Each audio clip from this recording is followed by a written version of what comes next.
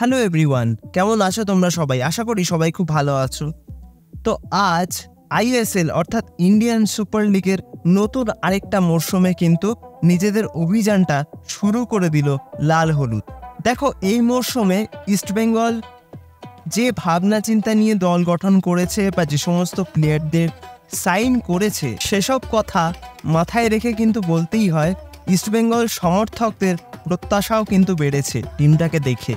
কিন্তু সেই প্রত্যাশা পূরণে এই টিমটা কতটা সফল হতে পারলো, এইখানে কিন্তু একটা বড় প্রশ্নচিহ্ন থেকেই গেল।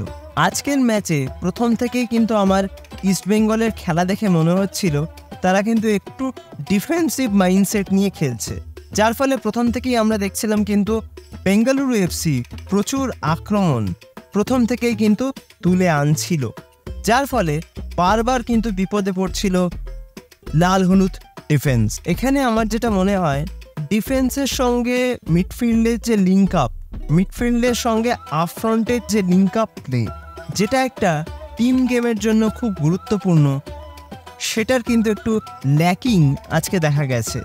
এবং বেঙ্গালুরু এফসি যতটা ফ্লুয়েন্টলি আক্রমণগুলো গড়ে তুলতে পারছিল, ইস্টবেঙ্গল কিন্তু ততটাই ফ্লুয়েন্টলি আক্রমণ গড়ে তুলতে পারছিল না। তার একটা কারণ বলে আমি অন্তত মনে করি, সেটা হলো দিমিত্রিওস ডায়ামান্টাকস। এই প্লেয়ারটি কিন্তু সেভাবে বল সাপ্লাই পাচ্ছিলেন না, তিনি কিন্তু সেভাবে বলটাই পাচ্ছিলেন না যে সেখান থেকে তিনি শট করবেন বা গোলের চান্স ক্রিয়েট করবেন। আর সেখানেই একটা বড় কারণ বলে আমি অন্তত মনে করি মাতি তালালের না খেলা প্রথম থেকে। তিনি যদি আজকে প্রথম থেকেই প্রথম একাদশে থাকতেন, তাহলে কিন্তু ইস্টবেঙ্গলের মাঝ মাঠে বল ডিস্ট্রিবিউশনটা আরও বেটার হতো। সেক্ষেত্রে দিমিত্রিওস ডায়ামান্টাকসের কাছে কিন্তু আরও বেশি পরিমাণে বল পৌঁছতো এবং দুটো উইং তারাও কিন্তু আজকে প্রথম থেকেই আরও বেশি করে খেলার মধ্যে নিজেদেরকে ইনভলভ করতে পারত। সো আমার মনে হয় আজকে যদি সাউল ক্রেসপোর জায়গায় প্রথম থেকেই তাকে খেলানো হতো, সেটা কিন্তু অনেক বেশি এফেক্টিভ হতেও পারত।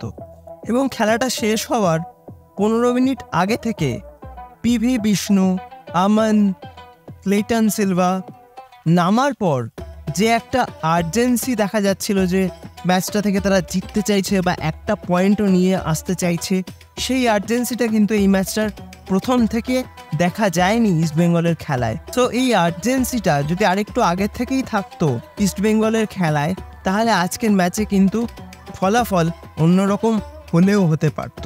এবং একটা ম্যাচে একটা টিম যে প্রচুর সুযোগ পাবে সেটাও কিন্তু হয় না, কিন্তু যে কটা গোলের সুযোগ আসবে সেগুলো কিন্তু গোলে কনভার্ট করতে হবে, তবেই কিন্তু ম্যাচগুলো জেতা যায়। যেটা কিন্তু আজকে দেখিয়ে দিয়ে গেল বেঙ্গালুরু এফসির একজন ইয়াংস্টার, যার বয়স মাত্র 19 বছর। সে কিন্তু একটাই সুযোগ পেয়েছে এবং সেখান থেকে কিন্তু গোল করে চলে গেল। এবং গোটা প্রথমার্ধ জুড়ে এই প্লেয়ারটি কিন্তু দুর্দান্ত ফুটবল খেলেছে, এটা বলতেই হয়।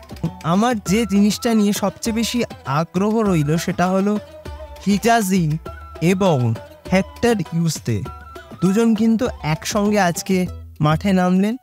সো এই কম্বিনেশনটা নিয়ে কি আগামী দিনেও খেলতে চলেছে ইস্টবেঙ্গল, নাকি একজন বিদেশি ডিফেন্ডারকে রেখে মাঝখানে সাউল ক্রেসপো এবং তালালকে দিয়ে শুরু করিয়ে প্রত্যেকটা ম্যাচই অপোনেন্ট ডিফেন্সের উপর আরও বেশি চাপ সৃষ্টি করতে পারবে কিনা? তো আজকের ম্যাচটা নিয়ে জাস্ট এইটুকুই বলার ছিল। তোমাদের কি মতামত আজকের ম্যাচটা নিয়ে অবশ্যই আমাকে একটু কমেন্ট করে জানিও।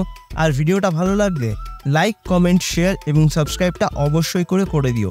সাবস্ক্রাইব করে দিয়ে কিন্তু পাশের বেল অপশানটা প্রেস করে অবশ্যই অল অপশানটা প্রেস করে রাখবে, যাতে সমস্ত রকম নতুন ভিডিও নোটিফিকেশান তোমরা সবার আগে পেয়ে যাও যখনই আমি কোনো নতুন ভিডিও পোস্ট করব। তো আজকের মতন ভিডিওটা তাহলে এখানেই শেষ করছি। দেখা হবে আবারও পরবর্তী ভিডিওতে, নতুন কোনো দিন, নতুন কোনো সময়। তোমরা ভালো থেকো।